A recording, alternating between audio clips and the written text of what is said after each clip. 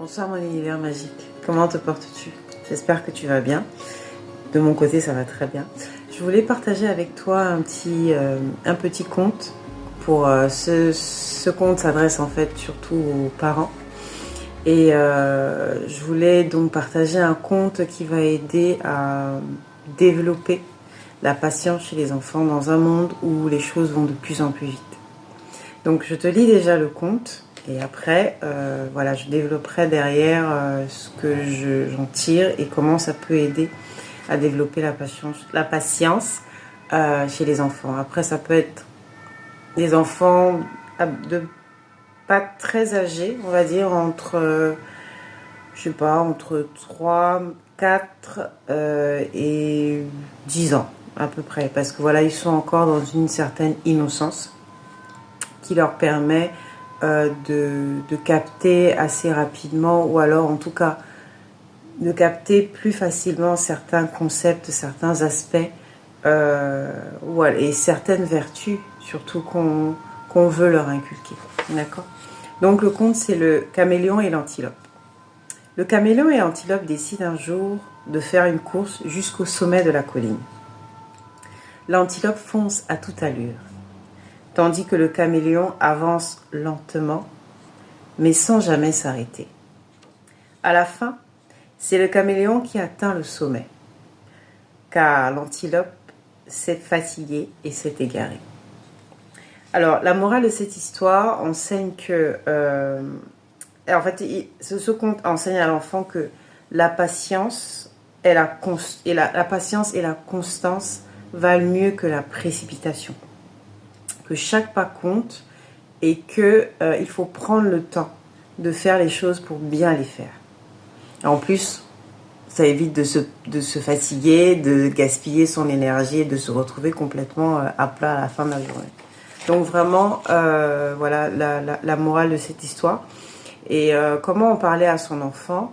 En fait, il va y avoir quelques étapes. Donc déjà, on peut lui poser 2 questions. J'ai noté qu'on peut lui demander dans la vie, est-ce que au quotidien, par exemple, tous les jours, il y a des choses que tu veux faire rapidement? Est-ce qu'il y a des moments où tu as envie d'aller très vite?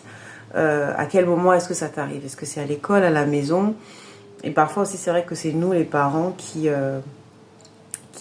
poussons les enfants à aller, par exemple, le matin.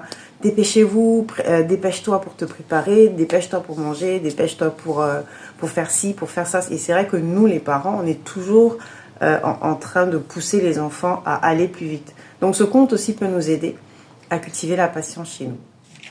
Ensuite, la deuxième question qu'on pourrait lui poser, c'est qu'est-ce que tu pourrais faire comme le caméléon dans ton quotidien pour faire les choses de manière posée, de manière calme, de manière à développer la patience chez toi. Donc ça, c'est les 2 petites questions qu'on peut poser à l'enfant.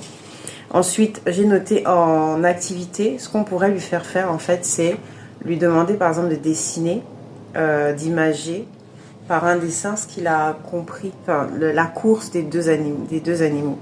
Donc, lui demander de faire un petit dessin, voilà, le laisser libre cours à son imagination, de manière à ce qu'il puisse, imager ça à sa façon, et lui demander du coup à travers ce dessin-là, qu'est-ce qu'il en tire lui comme morale du conte. Voilà un petit peu ce que je voulais partager avec toi à travers ce petit conte-là. Voilà, donc j'espère que ça t'aura plu, que ça t'aidera à aider ton enfant, ou alors tes neveux ou d'autres enfants. Hein.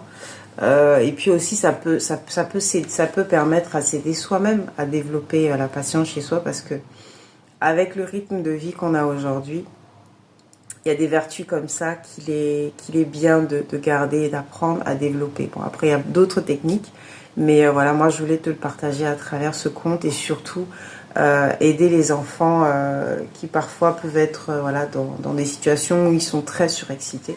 Ça peut être comme ça un canal qui va les aider à développer cette merveilleuse vertu qu'est la patience. Voilà, j'espère en tout cas que ça t'a plu. Je te propose de partager cette vidéo, de t'abonner et surtout de liker, mais de partager avec d'autres parents que ça peut aider. Pourquoi pas, d'accord? Donc, on like, On commente, on me dit ce qu'on en pense et on partage. D'accord? On s'abonne aussi, n'oubliez pas. Ça me permet, voilà, ça m'encourage et ça m'aide à développer encore plus de contenu. D'accord? Allez, je te dis à bientôt. La sagesse demeure en toi. Ciao, ciao.